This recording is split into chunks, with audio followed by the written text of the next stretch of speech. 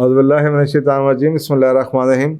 अच्छा जी, अब ये पिछले सवाल भी कई ख़वातीन के ऊपर आते रहे, फिर ईमेल्स भी आ जाती हैं, तो मैं अब एज इकोनॉमिस्ट बात कर रहा हूँ इस टॉपिक के ऊपर, ये कि ख़वातीन का काम का तनख्वाहों के ऊपर क्या असर है, और ये एज इकोनॉमिस्ट बात कर रहा हूँ। देखें, दो सिनेरियोज हो सकते हैं, हम दोनों सिनेरियोज, क्योंकि अभी पिछले दिनों अखबार में मैंने एक आर्टिकल पढ़ा कि वुमेन पार्टिसिपेशन से 30% इकोनॉमिक ग्रोथ होती है। तो ये मैं तो 40 साल से पढ़ा रहा हूँ कि यही तो लालच है कि जी औरतों को घरों से निकालें, क्योंकि इससे इकोनॉमिक ग्रोथ, अब ये ग्रोथ एक आम आदमी को लगता है बड़ी अच्छी चीज़ है ग्रोथ।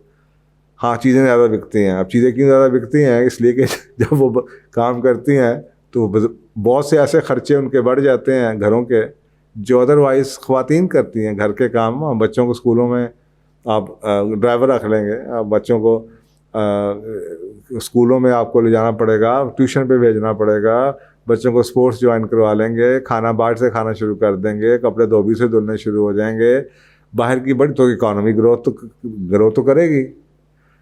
तो ये तो वो उस आर्टिकल को मैंने सोचा कि मैं इसके ऊपर थोड़ा सा अपनी एज इकोनॉमिस्ट भी बात करता हूँ। तो देखें, इसके दो सिनेरियोज हैं। पहला सिनेरियो तो ये है कि रियल इकोनॉमिक ग्रोथ होती है, यानी कि बिजनेसेस एक्सपैंड होते हैं, एक नए बिजनेसेस लग रहे हैं, नई इन्वेस्टमेंट्स हो रही हैं, नई फैक्ट्रियाँ लग रही हैं, और उसकी वजह से नई नौकरियाँ बन जाती हैं। अब नई नौकरियाँ बनती हैं, प्रोडक्शन ज़्यादा होती है, नई जॉब्स क्रिएट होती हैं, और वो जॉब्स जौन सी है, बंदे अवेलेबल नहीं हैं, तो वो जॉब्स जौन सी हैं, औरतें लेबर मार्केट में आ जाती हैं, वो उनके थ्रू वो सोर्स हो जाती हैं। तो इसका मतलब ये है कि जो एडिशनल डिमांड क्रिएट हुई नौकरियों की, वो ख़वातीन ने भर दी। इसका मतलब है कि वो जो एडिशनल डिमांड क्रिएट हुई थी, जिसकी वजह से अगर औरतें ना उस मार्केट में आती तो आदमियों की तनख्वाह जो बढ़ सकती थी वो नहीं बढ़ी। अगर आपको बेसिक इकोनॉमिक्स में डिमांड और सप्लाई की समझ हो, भाई एक्स्ट्रा डिमांड क्रिएट हो गई, नौकरियां ज़्यादा हो गई, तो अब या तो बंदे जौन से हैं उनकी तनख्वाहें बढ़ जाती, उनकी प्रोडक्टिविटी बढ़ जाती, और अगर नहीं कर सके तो वो अब औरतों ने जॉब कर ली तो उसका कोई फ़ायदा आदमियों को नहीं मिला। लेकिन मोर प्रोडक्शन क्योंकि हो रही है, इसका मतलब है कि सेल ज़्यादा हो रही है, प्रॉफिट कंपनियों का, मल्टीनेशनल्स का बढ़ रहा है, चीज़ें बिक रही हैं। आपके घर की जो मर्जी हालत हो, as a economy, in the economy और in the business they are happy. Economist भी है, मुल्क के इकनॉमिक के चैम्पियन भी खुश हैं, और फैक्ट्री वाले या एंटरप्रेन्योर्स जो हैं वो भी खुश हैं कि जी सब कुछ चल रहा है। ये पहला सिनेरियो। दूसरा सिनेरियो कि इकोनॉमिक ग्रोथ तो नहीं होती, लेकिन और जॉब्स जौन सी हैं नहीं बढ़ती, जॉब्स जौन सी हैं बढ़ती नहीं। जब नई फैक्ट्रियाँ नहीं लगी तो जॉब्स नहीं बढ़ी। अब जॉब्स बढ़ी नहीं तो इसका मतलब है कि सप्लाई, अगर औरतें काम करना शुरू कर देती हैं, और ये कई हद तक पाकिस्तान और कई मुल्कों में ऐसा हुआ है कि मार्केट वही थी, ख़वातीन की एक्टिव पार्टिसिपेशन लेबर फोर्स में आ गई। इसका मतलब है कि अचानक ही सप्लाई जौन सी है लेबर की डबल हो गई। तो फिर इसका मतलब क्या हुआ कि जब सप्लाई बढ़ जाएगी किसी चीज़ की तो उसकी प्राइस कम हो जाती है। इसका कंपटीशन बढ़ गया। भाई एक जॉब था, उस जॉब के लिए फ़र्ज़ करें 1000 आदमी मौजूद हैं, अब औरतें भी आ गई, तो अब उस जॉब के लिए टोटली 2000 लोग हो गए। तो साफ तरह कंपटीशन बढ़ गया। जब कंपटीशन बढ़ जाएगा तो फिर क्या शुरू हो जाता है आपको पता है, फिर प्राइस वॉर शुरू हो जाती है। तो प्राइस वॉर किसे कहते हैं? इसका मतलब है वेज वॉर शुरू हो गई।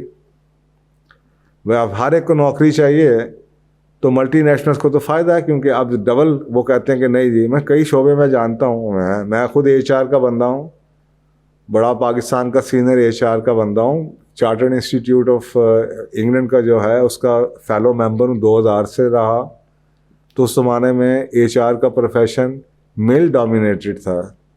अब नज़र आ रहा है कि 50, 60, 70% HR के प्रोफेशन में ख़वातीन आ चुकी हैं। तो कई ऐसे प्रोफेशन हैं जो आदमियों के लिए आलमोस्ट बंद होते चले जा रहे हैं।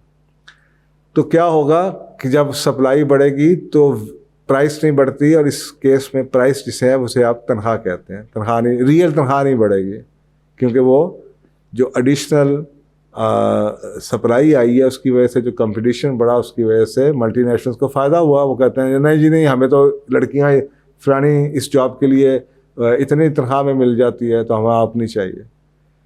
तो यहाँ तक के बाज़ केसेस में, बाज़ मुल्कों में ऐसा भी हुआ कि एक्चुअल तनख्वाह नीचे आ जाएगी जब आपकी इतनी ज़्यादा सप्लाई लेबर फोर्स की बढ़ जाती है।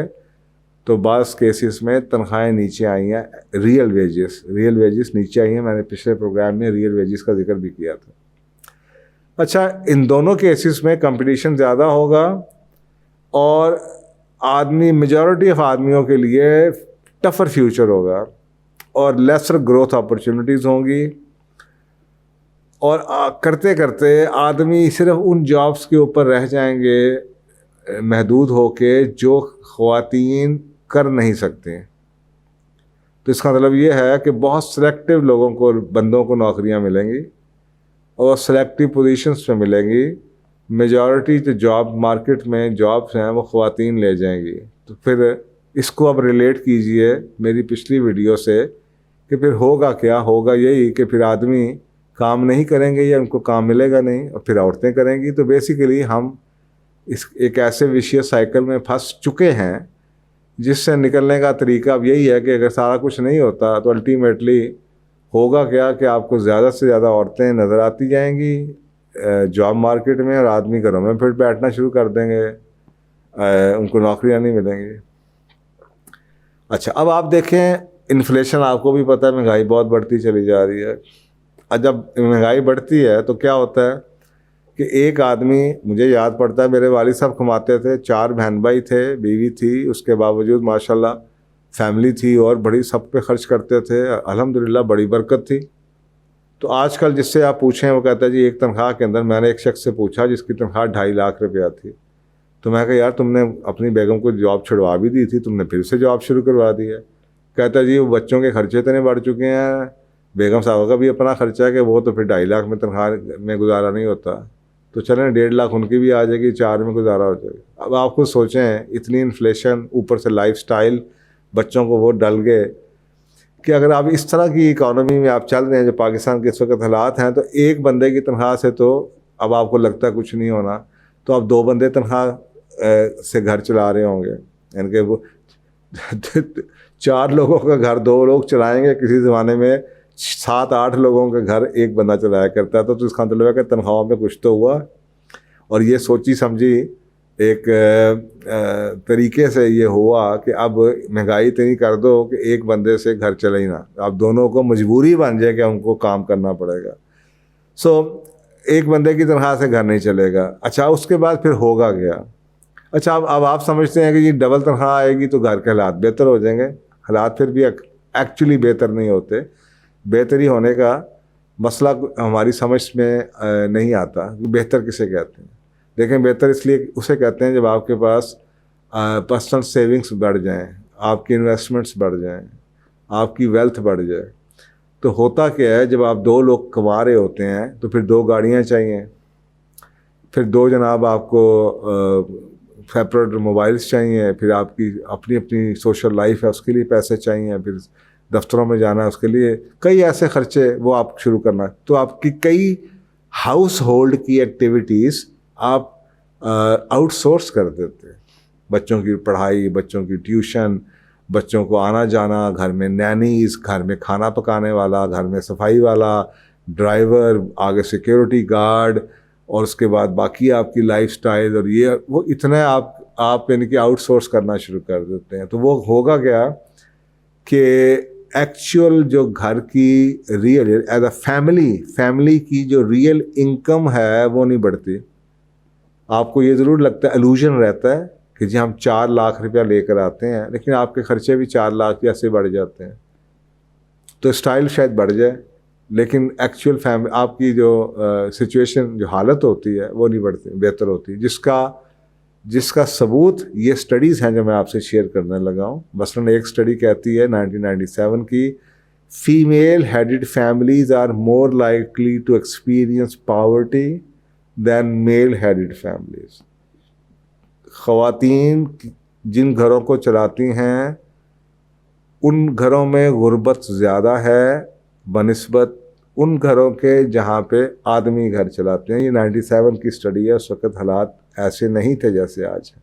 उसके बावजूद इसका मतलब है कि औरतें कमा भी लें, या तो उनकी वेज कम होती है या वो उनको अपनी वेज लाने के लिए कमाना उसको ख़र्चा इतना करना पड़ता है, कमाने के लिए ख़र्चा या आउटसोर्स इतना करना पड़ता है कि उनकी रिस्क में बरकत या उनकी तनख्वाह में बरकत नहीं होती। एक बात।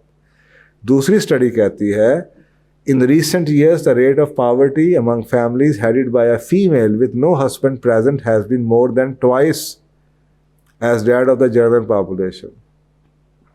सिंगल पेरेंट फैमिली में जहाँ के घर माँ चलाती हो वहाँ पे पावर्टी गुर्बत जौन सी है उन घरों की निस्बत जो कि आदमी चलाते हैं डबल है। तो आपके सामने एक ये भी स्टडी आ गई। और तीसरी स्टडी इसी के साथ सपोर्टिव ये कहती है कि दुनिया में गरीब मुल्कों में गरीब बच्चे जो हैं उनमें से आधे बच्चे उन घरों में रहते हैं जिनकी हेड जौन सी हैं ख़वातीन हैं, माँ घर चलाती है। तो ये आपको असल चल गया पता कि ख़वातीन के काम के इकोनॉमिक एस्पेक्ट्स क्या हैं जो आपको ज़रूर सोचना चाहिए। अच्छा लगता है, आप मुझे बताएं, मैं मर्द हूँ, मेहनत करता हूँ, कमाता हूँ, मेरे घर में अगर मेरी बेगम भी इतने पैसे ले आए तो असूली तौर पे तो आज की ज़ुबान के हिसाब से तो अच्छा ही लगना चाहिए ना कि इतने पैसे आ गए हैं।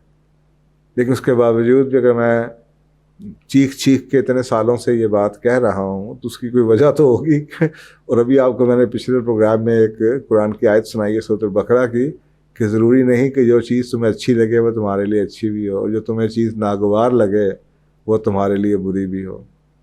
अच्छा तो लगता है कि जी घर में पैसे ज़्यादा आ जाएंगे, लेकिन इसकी बहुत बड़ी सोशल कॉस्ट है।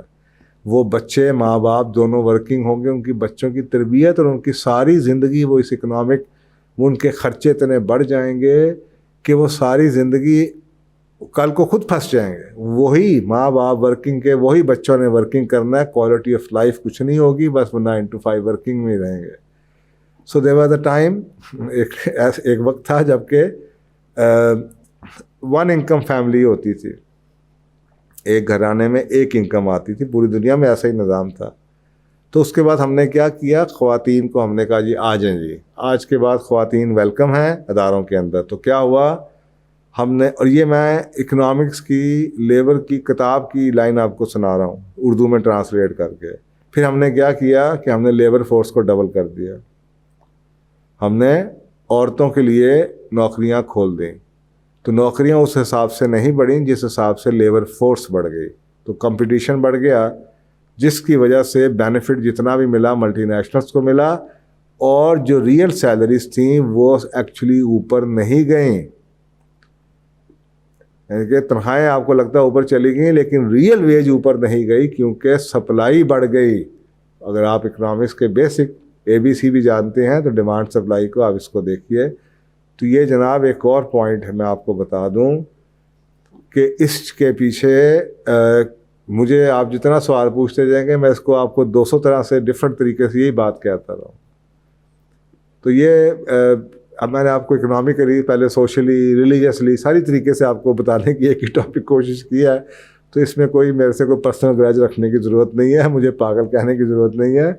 आपको जो आप चाहते हैं आप वो कीजिए, लेकिन याद रखिए कि इसकी बहुत बड़ी सोशल प्राइस है जो आप और आपका ख़ानदान और आपके बच्चे पे करेंगे। जज़ाकल्लाह।